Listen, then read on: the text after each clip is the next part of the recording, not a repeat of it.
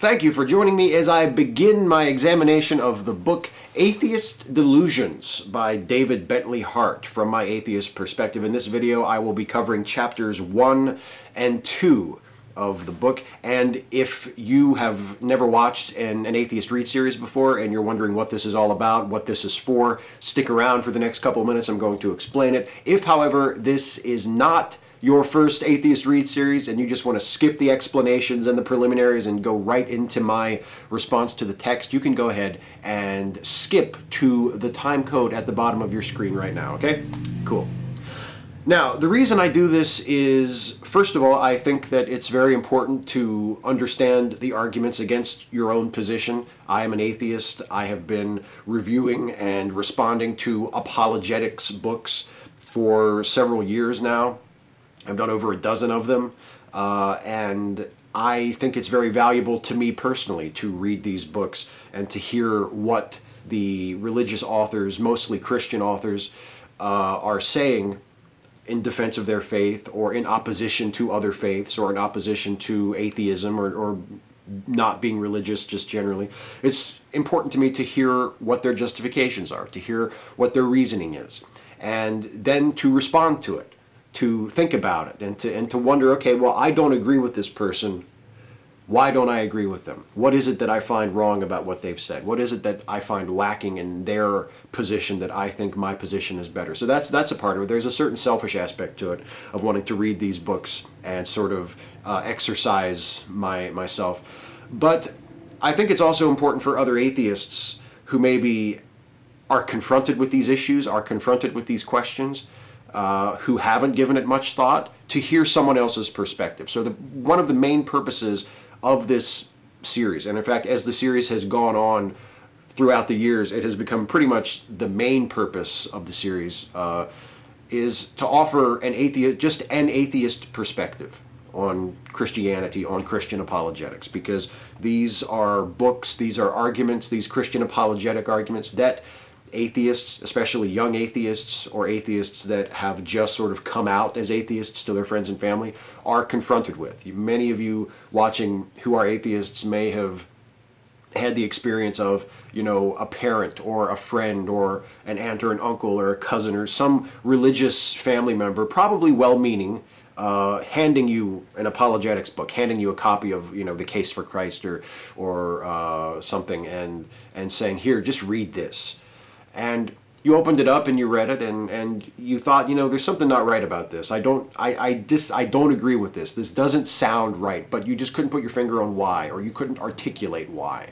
I was once in the same boat myself, and one of the things that helped me to focus my own thinking and to articulate my own problems with Christianity, and specifically with the arguments of Christian apologetics that I was being confronted with, was hearing what other people had to say, seeking out other people's responses. So this is just my humble contribution to that. This is not intended to be the best, the most definitive, the most exhaustive response to this book or to Christian apologetics in general. I'm certainly not qualified to give any such thing, but this is just my response. So hopefully, if this is something you've struggled with or something you're interested in or something you're becoming interested in, my response to this book will be of some interest and of some use to you. So that is my sincere hope. And if you are watching this and you happen to be a Christian and you will find yourself disagreeing with what I say or disagreeing with my assessment of the book, that's great too. I hope that my critique and my response is of some interest and of some use to you too, perhaps in focusing your own thinking. Now, about the author of this book. The author of the book is David Bentley Hart, and he is the author of 7 books in total, including this one, Atheist Delusions,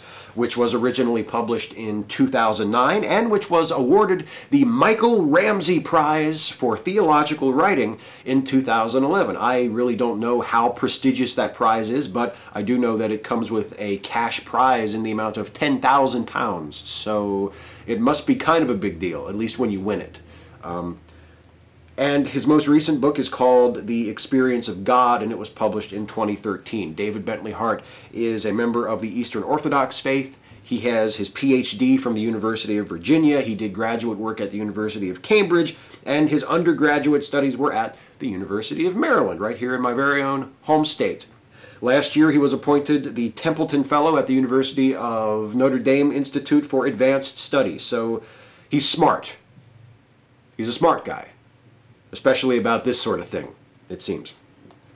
Now, about this series, the book is divided into 3 parts, and it has a total of 17 chapters. This series will consist of a total of 8 videos. Why am I holding up 10 fingers?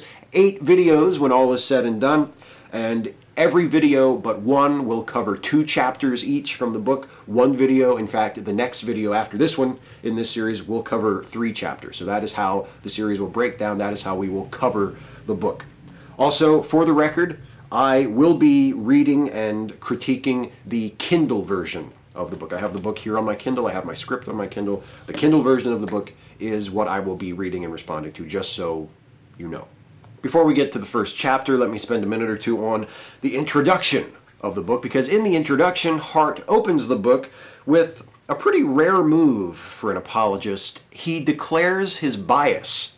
Quote, "This book is in no sense an impartial work of history.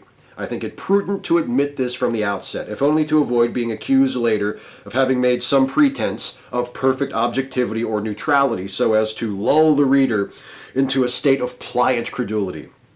What I have written is at most a historical essay, at no point free of bias, and intended principally as an apologia for a particular understanding of the effect of Christianity upon the development of Western civilization."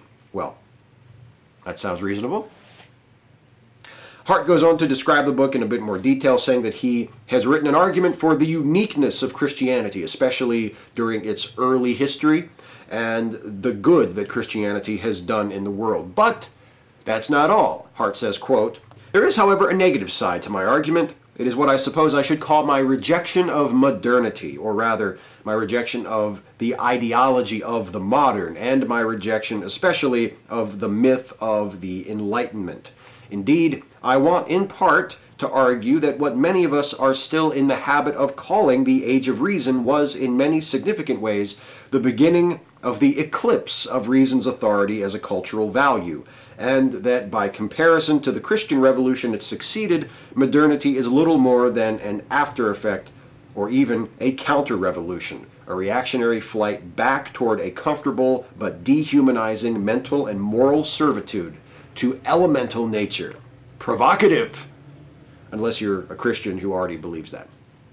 Also, as you might guess from the multiple ellipses in that quote is significantly truncated, as I just shared it with you. Hart apparently likes to write in gargantuan sentences that uncoil down entire pages like giant sea snakes made of semicolons and parenthetic commas.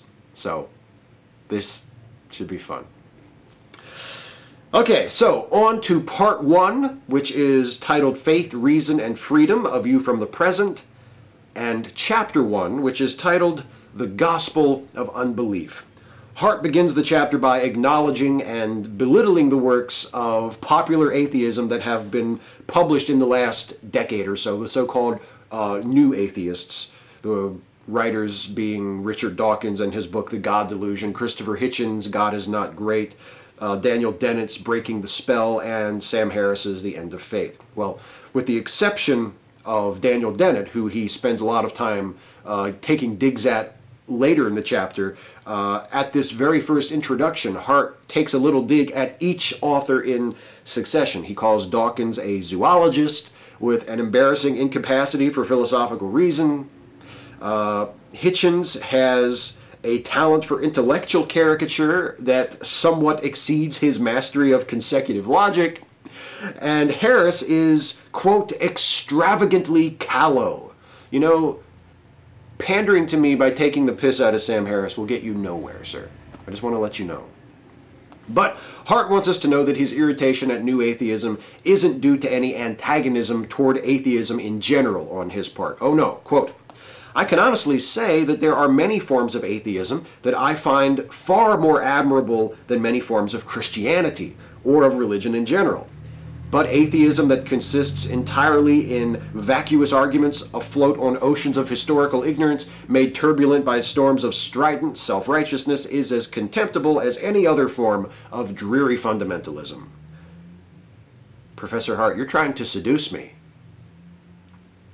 I agree with that quote, superficially, but here's what I suspect, that Hart's concepts of what constitute vacuous arguments and historical ignorance will be very much different than my own. I also suspect that David Bentley Hart, our fine author, may eventually show himself to be somewhat strident and self-righteous. That's just a guess, although keep in mind that I have read ahead, so that happens. Hart laments the recent decline in the quality of Christianity's detractors. He longs for the good old days when the critics of the faith were people of substance, like David Hume, or at least people of elegance, like Voltaire or Diderot. He says, quote, "The greatest of them all, Friedrich Nietzsche, may have had a somewhat limited understanding of the history of Christian thought, but he was nevertheless a man of immense culture who could appreciate the magnitude of the thing against he had turned his spirit, and who had enough of a sense of the past to understand the cultural crisis that the fading of Christian faith would bring about. By comparison to these men, today's gadflies seem far lazier, less insightful, less subtle, less refined, more emotional, more ethically complacent, and far more interested in facile simplifications of history than in sober and demanding investigations of what Christianity has been or is." Well, you think that's bad? You should see how they respond to Islam, because I have one big problem with what Hart is saying here, and I have a bunch of little ones too, like how he casually dismisses writers like Voltaire and Edward Gibbon with catty, backhanded compliments. But mainly, my problem is this. He seems to prefer critics of Christianity who defer to it before they argue against it. It's as if he's saying, sure, criticize Christianity. Go ahead and take a shot. But first, let's agree on how super awesome and important it is, okay? In his appreciation of Nietzsche, Hart also credits him with recognizing that society couldn't discard Christianity without also discarding its morality and values. And in this, Hart is no different than most of the other apologists I've reviewed in this format. He wants to give Christianity credit for the universal human values which it, at its best, encourages, but values like compassion, tolerance, charity, forgiveness, and love of peace are not original or unique to Christianity. And there are innumerable instances from the history of Christianity right on up to our modern day of Christian churches behaving in ways that are in direct opposition to the commonly understood definition of those Enlightenment values. Those values are present in many forms of Christianity. Many Christians throughout history have earnestly tried to live lives in accordance with those values. But Christianity doesn't own those values any more than any other religion or philosophy owns them. To suggest that Christianity and what Hart describes as Christian morality and cultural values are inseparable, and that to lose the former is to necessarily lose the latter, is to grant Christianity a privilege that it doesn't deserve. Hart can pretend that the only way to maintain a moral and humane society is to remain committed to his preferred version of Christianity, but there's no reason for anyone who isn't a fellow defender of the faith to share in that pretense. Moving on, Hart attempts an ostentatiously composed paraphrase of that old apologist chestnut, Christianity is not a religion. First, he argues that religion, generally speaking, is a meaningless concept because people don't profess to follow a religion, but rather particular sets of beliefs, which often differ greatly from one another. And this is a fair point to a certain extent. One could say that person is religious, but that could mean one of 1,000 different things. Is that person a Christian, a Muslim, a Hindu, a Zoroastrian? So, it's good to be specific. The thing is, while attempting to undermine the usefulness of the concept of religion in general, Hart is content to repeatedly refer to Christianity in general. And while Christianity is definitely a lot more specific than just religion, it could still mean one of hundreds of different things.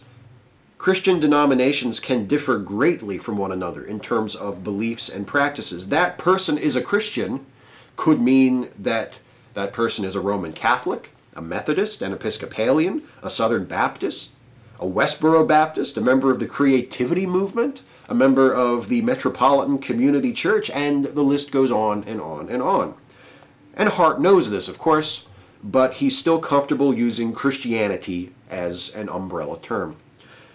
Just as it's possible to speak generally about Christianity in a meaningful way, it's also possible to speak generally about religion in a meaningful way. Sure, the insights available from such a zoomed-out view are limited, and this kind of generalizing can lead us to reach unfairly sweeping conclusions about an incredibly diverse group of people and beliefs, and we should always be on guard against that sort of thing when considering religion and religious people as a whole like this.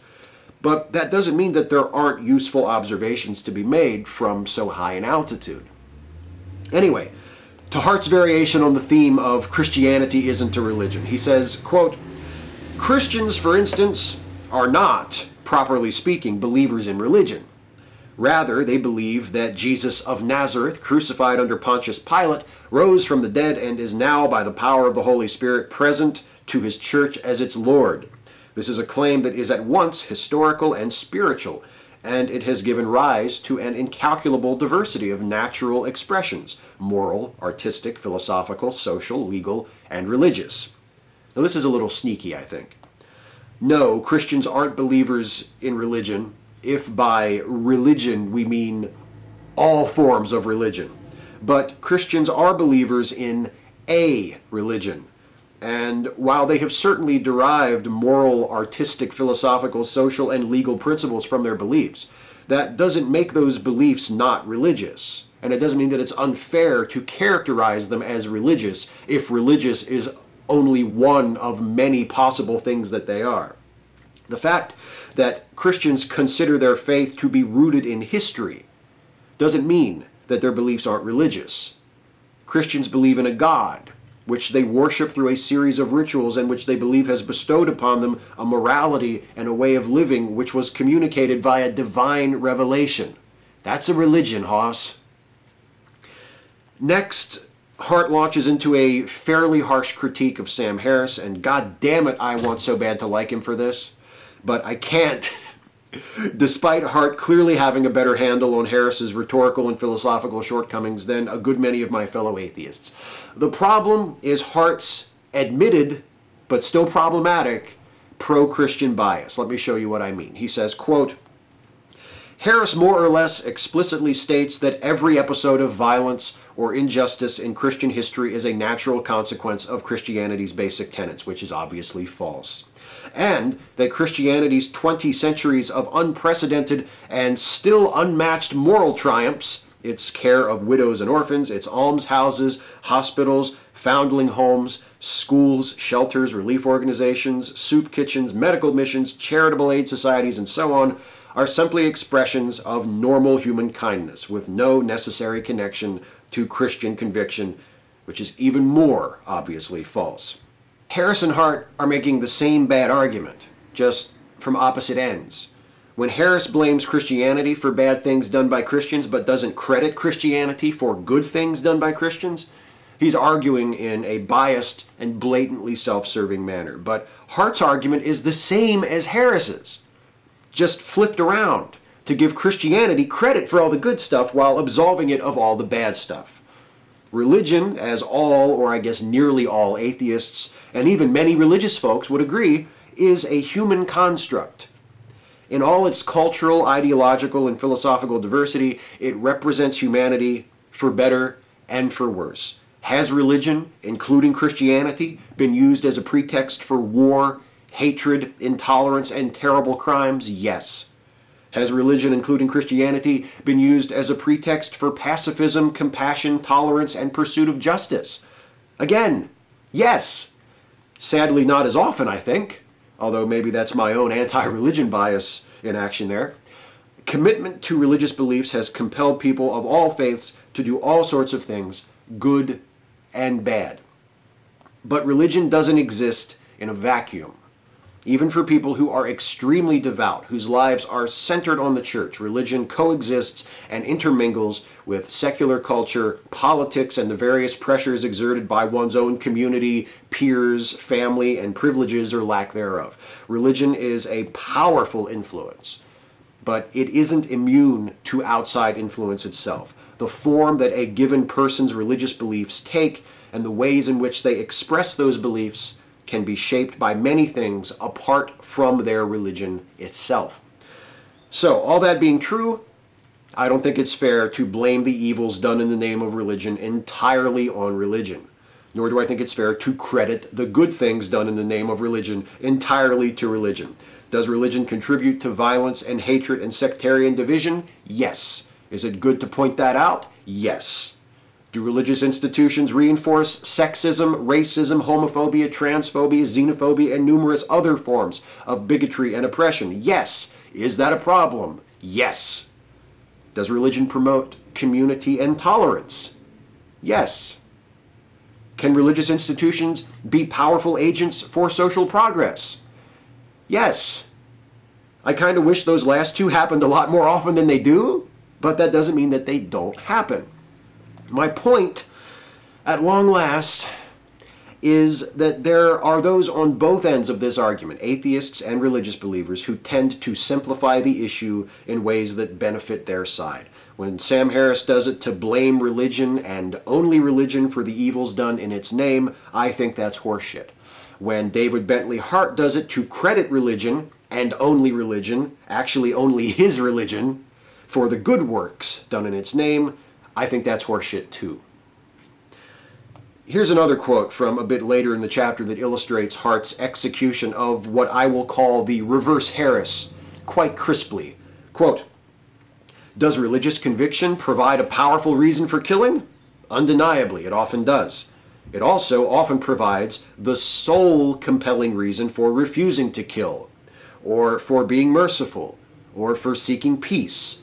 Only the profoundest ignorance of history could prevent one from recognizing this." If he'd been happy with a compelling reason for refusing to kill, I'd be right there with him, but he can't help himself. He has to overreach and demand that religion provides the sole compelling reason for refusing to kill, or being merciful, or seeking peace. Only the profoundest denial of one's own bias could prevent one from seeing that this statement is just as absurd and nakedly self-serving as the inverse as stated by Sam Harris. Well, Hart moves on to what he considers the absurd belief by the new atheist authors to whom he responds, and again he's talking about basically the four horsemen, Dawkins, Dennett, Harris, and Hitchens, that a truly secular society would be a more peaceful and moral society than one influenced by the values of Christianity. Keep in mind that Hart is assigning Christianity sole ownership of values like mercy, compassion, and respect for life. Of course, it would be difficult for a moral and peaceful society to be maintained in the absence of those values. But, as I mentioned before, those values are not the exclusive property of Christianity. But it gets worse, as next, Hart, in arguing against the prospect of a moral, peaceful, secular society, trots out another tired apologist trope, and an ugly one at that. Quote, "After all, the only ideological or political factions that have made any attempt at an ethics consistent with Darwinian science, to this point at least, have been the socialist eugenics movement of the early 20th century and the Nazi movement that sprang from it. You want a secular government? Hope you like Nazis!" It's early yet. It's only the first chapter. But, you know, it's obvious that Hart is an intelligent and articulate man. And I would not be surprised at all to find myself agreeing on many more things with him than with most of the other authors I've critiqued in this format. And that's why it is so frustrating to see him making the same terrible arguments as those other apologists. You can express it in as scholarly and elevated a voice as you like. trying to discredit the notion of a secular society by appealing to the Nazis is still a bullshit argument. Hart writes that people living in a society not rooted in what he calls the transcendent principles found in Christianity might choose to behave altruistically, but, he says, they might also choose to build death camps. And how is that any different than what we might expect to see in a religious society? Even if we grant Hart his ridiculous and offensive premise that Nazi Germany is a fair representative of a secular state, I'm pretty sure most of the people who built those death camps were Christians. Somehow, the transcendent principles of their faith weren't enough to dissuade them from participating in the attempted extermination of an entire race of their fellow humans. Those who have displaced and murdered indigenous people throughout the world, including on this continent, since the time of Christopher Columbus, have been almost entirely Christian. Those who established and tirelessly defended the institution of slavery were Christians. Those who carried out the exploitation and depredation of the people and resources of the African continent even after the abolition of slavery were Christians. I'm not saying their Christianity is solely to blame for these atrocities. I am saying that the people who committed these crimes against humanity considered their actions to be compatible with their Christian faith, with their living in accordance with the transcendent moral principles imparted to them by that faith. And to suggest that people living in an irreligious society might choose to commit atrocities against one another as though religious believers haven't been making such choices and committing such atrocities for centuries is ignorant and insulting. Hart makes a big deal about not losing sight of where those moral values of mercy and compassion and selflessness come from. Not from nature, he insists, but I don't see what difference it makes when, despite their supposedly divine origin, those values can be interpreted to allow for death camps and genocide and slavery, as they often have been, even in predominantly religious societies. One last quote to wrap up this chapter. Quote, "It is pointless, however, to debate what it would truly mean for Western culture to renounce Christianity unless one first understands what it meant for Western culture to adopt Christianity. And this one cannot do if one is content to remain fixated upon fruitless abstractions concerning religion rather than turning to the actual peculiarities of Christian history and belief." Indeed. And so let us turn to chapter 2, the age of freedom. Hart begins the chapter in unintentionally amusing fashion by first declaring atheist arguments like those to which the previous chapter was devoted to be futile and not worth serious consideration, and then spending several more pages verbosely complaining about them. After dismissing the likes of Daniel Dennett and Sam Harris as vacuous reactionaries yet again, a sentiment to which I am not unsympathetic, particularly where Harris is concerned, I remind you. I don't really have any problem with Dennett. Hart continues to expound on their shortcomings. For example, quote, "The reason that today's cultured despisers of religion tend to employ such extraordinarily bad arguments for their prejudices without realizing how bad those arguments are is that they are driven by the pre-critical and irrational impulses of the purest kind of fideism. At the deepest level of their thoughts and desires, they are obedient to principles and promptings that rest upon no foundation but themselves. Dennett believes that all of reality consists of matter in motion, not because he can reason his way to such a conclusion, and not because that is his experience of reality. Rather, both his reasoning and his experiences are fixed within a world picture of absolutely primordial authority for him." It's always perilous to attempt to tell others what or why they believe. I didn't say that, by the way. David Bentley Hart said that in chapter 1. See? I guess that only applies when atheists speak presumptuously about the beliefs of Christians, though, huh? Not the other way around. Quote, These are all very presumptuous claims, perhaps, and my only excuse for making them is that I happen to think them true.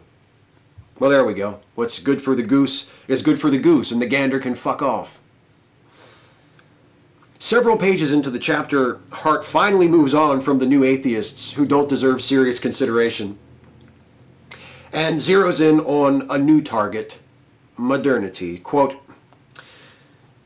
"Modernity's highest ideal, its special understanding of personal autonomy, requires us to place our trust in an original absence underlying all of reality, a fertile void in which all things are possible, from which arises no impediment to our wills, and before which we may consequently choose to make of ourselves what we choose.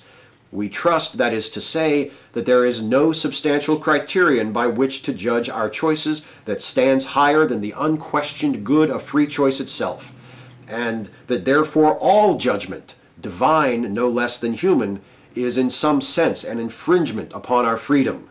This is our primal ideology. In the most unadorned terms possible, the ethos of modernity is, to be perfectly precise, nihilism." Well, first of all, reading this the first time, I had to chuckle at Hart announcing he was going to describe modernity in the most unadorned terms possible. I'm not even 2 full chapters in yet, and he's already the most ornate writer I can recall encountering in a series like this. Use a period every once in a while, dude. Second, what is he going on about? That quote reads like it was written by a hybrid of my cranky conservative uncle and Homer Simpson after he listened to that vocabulary builder tape. He says that we modern type people have no higher standard than free choice. Is that true, though? I know of quite a few right libertarians who would vociferously argue that point. While it's true that we place a very high value on personal autonomy, it's also true that we, as societies, if not always as individuals, recognize the importance of sometimes subverting personal freedom to the common good. We agree to place limitations on the supposedly unquestioned good of free choice all the time. We recognize that other people have certain rights that we cannot violate without facing certain consequences. In fact, our recognition is, practically speaking, what creates those rights. We recognize that our freedom to make choices only extends so far as we don't infringe on the rights of others to make their own choices. Hart knows all this, I assume. In fact, I don't assume. He says in a couple of paragraphs that he knows all this. But just as he did previously with the appeal to the Nazis and the claim that Christianity shouldn't be thought of as a religion like any other religion, he's determined to present his reinterpretation of an apologetics classic. This time it's the gravely concerned hand-wringing over the state of the modern world. Hart follows up his anti-modernity screed with an admission that almost no one is entirely modern in this way. Most people, he says, accept that society requires us to place limitations on our exercise of our free will. Then what was all that back there? If, according to Hart, almost no one is modern in the way he described, how is unlimited, unquestioned personal choice the highest ideal of modernity? How can it be the highest ideal if almost nobody recognizes it or practices it? Hart's bloviation is already excessive. Does he have to immediately turn around and render it superfluous as well? Hart briefly, I know, reviews the history of the concept of freedom. See, back in the old days, before the so-called Enlightenment, freedom meant the ability to be your most virtuous self. One became free by being liberated from one's own wicked impulses. And God, then, by that understanding, was that innately good thing toward which we turned as we approached true freedom. But alas, says Hart, he doesn't literally say alas, but that flourish would not seem out of place, we no longer think of God in that way. Now, in our modern world, God is the source of our oppression. God is the thing from which we must be liberated in order to be truly free. Now, I can't help but notice that while he considers religion to be useless as a general concept, he constantly speaks of modern people in the collective first person we, even though he repeatedly admits that most modern people don't think and behave in the ways he says we do. Anyway, the modern freedoms we now cherish, free inquiry, political freedoms, religious freedoms, are supposedly the result of society becoming more secular and less religious, specifically less Christian. But is that really the case? Were these things truly impossible prior to the Enlightenment, when Christendom was at the height of its power and influence? Or, as Hart puts it, quote, "Modernity is an exhilarating and intoxicating promise, not only of a kind of personal autonomy inconceivable in earlier ages, but also of peace, progress, and prosperity. As a result, the older model of freedom must now be remembered, if at all, only as a form of servitude."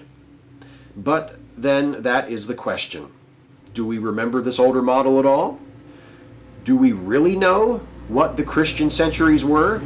And are freedom and rationality distinctively modern values? Or have we merely been indoctrinated to believe that it is modernity alone that is free and rational? And how free are we? And from what have we been freed? So many questions. Questions which we'll have to wait for another time, for this chapter and this video are blessedly at an end. Christ, I lost patience with that fast, didn't I? And only 7 more weeks to go. That's it for this video. In the next video, I'll be back to begin the examination of part 2 of this book. Part 2 is entitled The Mythology of the Secular Age, Modernity's Rewriting of the Christian Past, and I will be looking at the next 3 chapters of the book. Chapter 3, Faith and Reason. Chapter 4, The Night of Reason. And Chapter 5, The Destruction of the Past. So, thank you for watching this video. If you have a response to what I've said here, if you agree with me or disagree with me, if you think I got something right, or you think I got something just incredibly, embarrassingly wrong, be you atheist or Christian or some other variety of philosophy or ideology or religious belief or unbelief, please let me know in the comments. Please like and share this video if you found it to be of some use. And also, please consider helping me to make more videos like this one by supporting this channel through Patreon. You can go to patreon.com/Steve Shives to become a patron. Thanks so much for watching, everybody, and I will see you next time.